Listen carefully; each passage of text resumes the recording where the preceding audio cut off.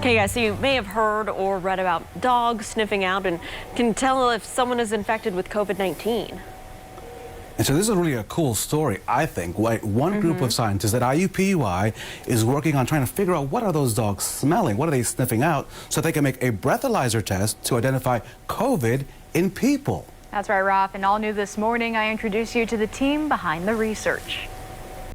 Inside IUPUI's School of Engineering and Technology, a small group of scientists is working hard to help fellow Hoosiers get out of this pandemic. We have two sensors testing right now. All of the sights and sounds are part of the process to create a COVID-19 breathalyzer.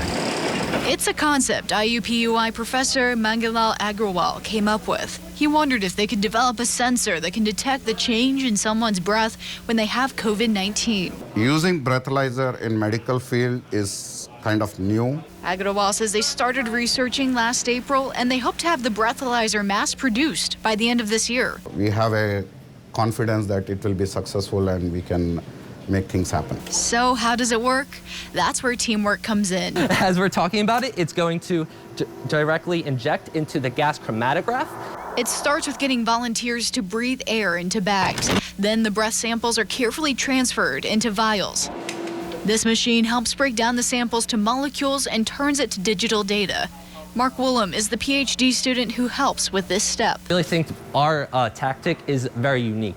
He says this project is personal. We really have a chance to make an impact in the community. And his feelings are shared. It means a lot because I'm here to work to help people through engineering. Master student Paula Ingridita Riviera uses her engineering skills to move the project forward by testing the samples on breathalyzer sensors. Where all the information is going to be collected and sent via Bluetooth.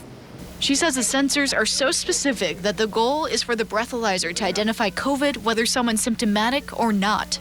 We put them in our testing chamber and we test them at different environmental parameters. The goal is to get the prototype right by this summer. Get a result with hopefully, over 90% accuracy. It's going to be in the maybe 1,000 hours of work in and more work to go. Assistant research professor Amanda Siegel says this breathalyzer is a sign of hope. If we had a simple test that could be used if you want to be around people who are immune compromised or even elderly, this could maybe help open up nursing homes again. It's invaluable research. There are a lot of benefits of the technology itself, regardless of whether it is for COVID or any other infectious disease. That'll help the community get back to a normal, safe, and healthy life. So this concept is nothing new. People can buy a portable blood alcohol breathalyzer for just $50. So Agrawal says the COVID breathalyzer could be just as affordable once they're into production phase, Lauren. Megan, that's so cool. I mean, we talked about the nursing homes. We all want to get back to that normal life, whatever that looks like. So I think a lot of people are wondering, how can they help? How can someone like me or you help just from our home?